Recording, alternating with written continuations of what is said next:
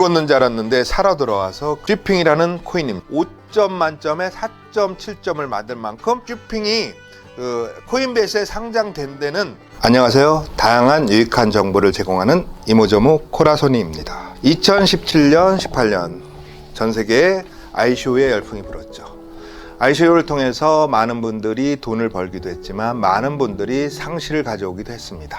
ICO 회사들을 보면 어떤 회사들은 끝까지 책임을 지고 어떤 ICO 재단들은 ICO를 한 돈 가지고 본인들이 다른 사업을 하거나 어떤 초심을 잃은 게 많죠. 1900억대 ICO를 한 회사도 몇 군데 상장하지 않고 지지보니 코인이 10배, 20배로 떨어졌습니다. 오늘 제가 소개해드릴 ICO 코인이 죽었는 줄 알았는데 살아 돌아와서 그 이야기를 해드리려고 합니다. 쉬핑이라는 코인입니다. 쉬핑은 그 당시에 어떤 스토리는 그랬던 것 같습니다. 쉬핑을 저 개인적으로 ICO에 참여했지만 호주가 본거지를 둔 회사입니다. 쉬핑은 사업성을 보면 쉬핑의 그 당시 스토리는 그렇습니다. 앱을 통하여 간편하고 빠르고 합리적인 쇼핑을 지원한다.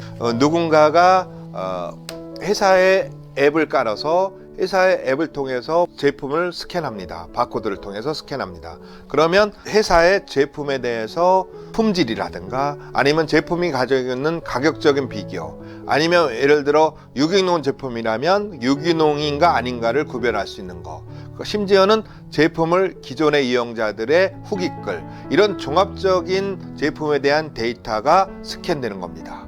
그렇다면 소비자 입장에서는 제품을 그야말로 구매하는데 많은 도움이 되겠죠. 그런데 소비자 입장에서 그 도움뿐만 아니라 제품을 검색했다는 이유만으로 캐시백을 받습니다. 그 캐시백을 쉬핑 코인으로 받는 겁니다. 어떤 이론이 좋았죠. 그 당시에 쉬핑을 보면 이미지가 굉장히 괜찮았던 것 같아요. 어떤 디자인에 대한 이미지도 그렇고 보니까 내용도 그렇고, 그래서 저 또한 ICO에 참여를 했습니다. 제가 그 쉬핑에 대한 ICO 참여 금액은 다른 ICO보다는 크진 않았습니다, 실제적으로.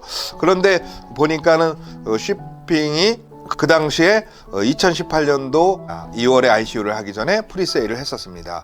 프리세일의 어떤 목표 금액은 300만 불이었었는데 그 300만 불이 마감 전 3, 4일 전에 완판된 걸로 알고 있습니다. 어쨌든 프리세일이 대성공을 했고요. ICO 또한 성공리에 맞춰서 보면 ICO의 어떤 평가 점수가 5점이 그 당시에 만점이었는데 4,007점을 받을 만큼 ICO 또한 성공을 했습니다.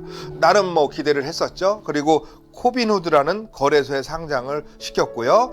그리고 저 같은 경우는 코빈후드와 그리고 탈중화 거래소가 있었습니다. 유명한 탈중화 거래소에서 거래가 됐었습니다. 그런데 가격은 그렇게 치고 올라가지를 못하더라고요. 그러면서 어쨌든 ICO의 전 세계 열정이 식고 그 ICO에 대한 코인들이 상장의 어떤 그 시나리오가 죽어가면서 쉬핑 또한 잊혀져가는 코인, 무너졌던 것 같아요. 그래서 가격대가 1원 미만으로까지 내려갔던 것 같습니다. 저는 1원 미만까지 내려가고 가격대가 내려가면서 코인을 아예 어차피 이렇게 된 거 몇십만 개를 더 모았던 것 같습니다. 그래서 코빈후드에 보관을 하고 IDX에 보관을 하고 또 일부는 이더월렛에 보관을 했습니다. 근데 시간 속에서 가격이 떨어지니까 아무래도 등한시했는데 어느 날 코빈후드라는 거래소가 없어지더라고요.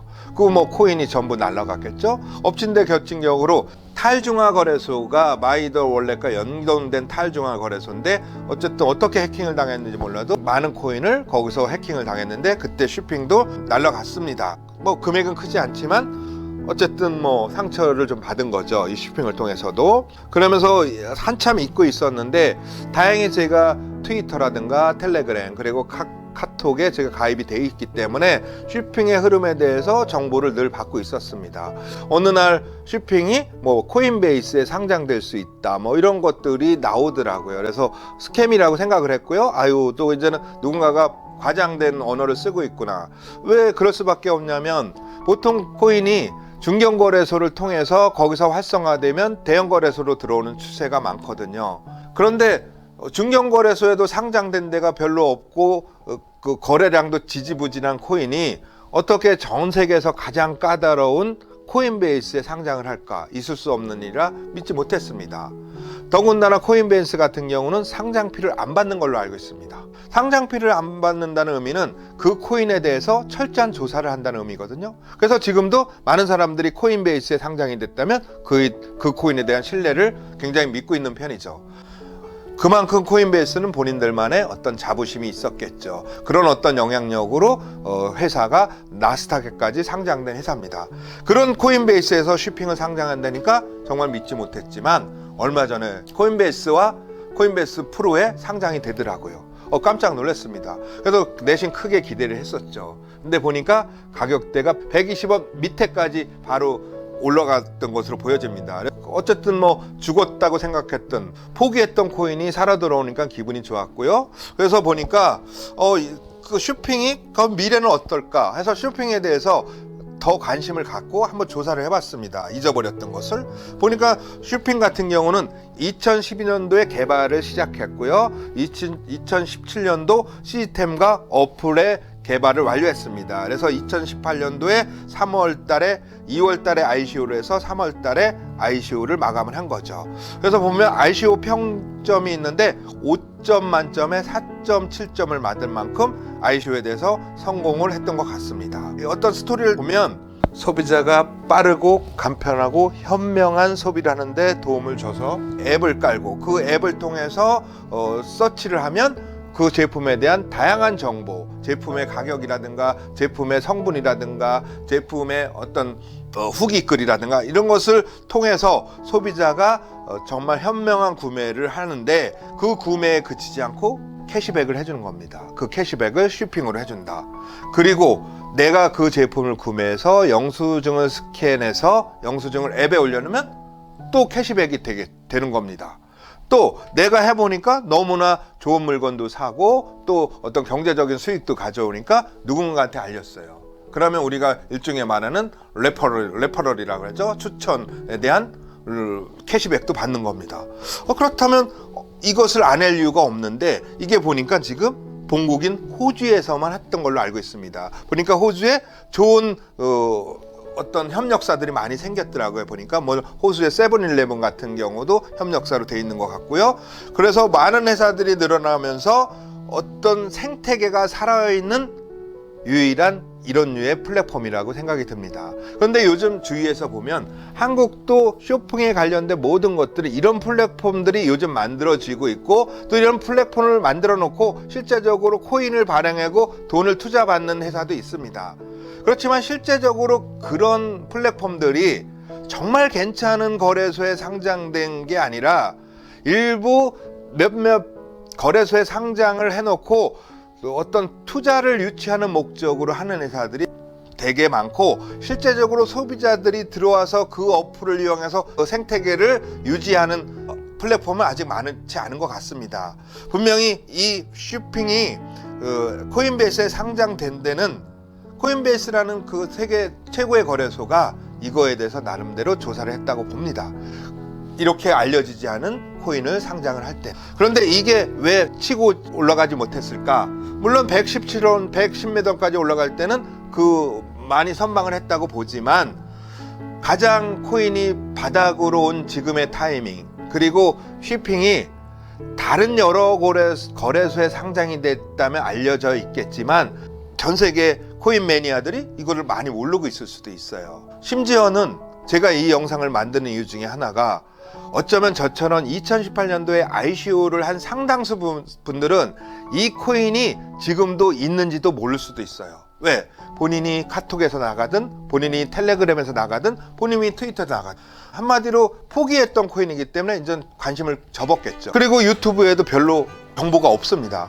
그러면 와닿지가 않은데 혹시 누군가가 이 영상을 보고 본인이 쇼핑을 가지고 있다면 다시 한번 큰 희망을 갖고 엄청난 행운이 될 거라고 해서 그런 차원에서도 이 영상을 만들었습니다.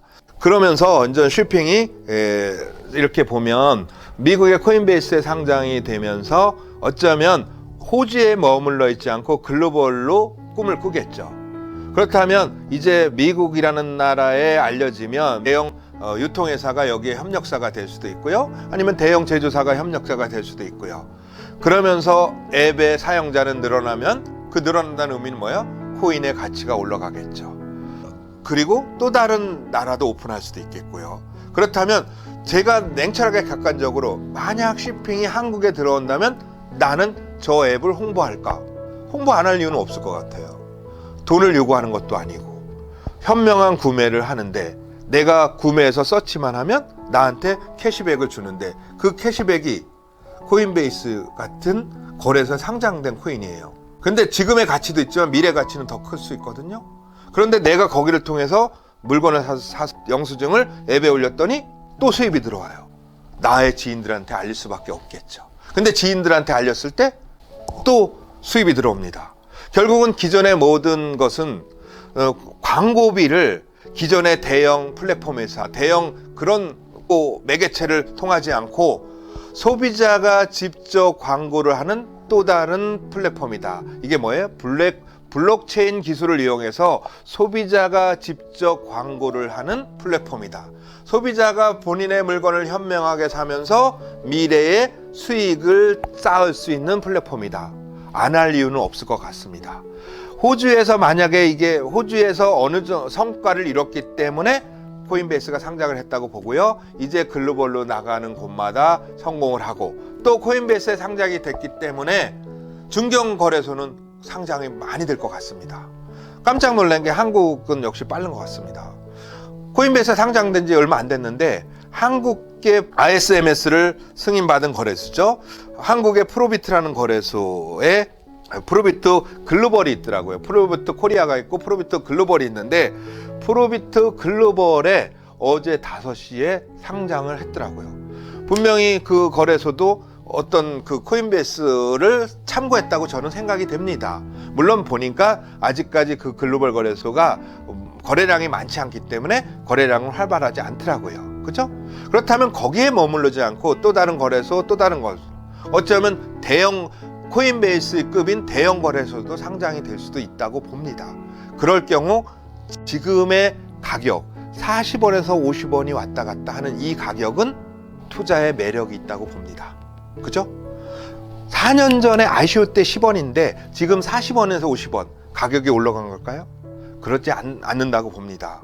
그 당시에 이더리움 가격이 얼마였는데요? 그 당시에 누군가가 10원을 내고 ICO를 했는데 그분과 지금 4년 전에 지금 구매하는 가격이 30원 정도밖에 차이 안 난다.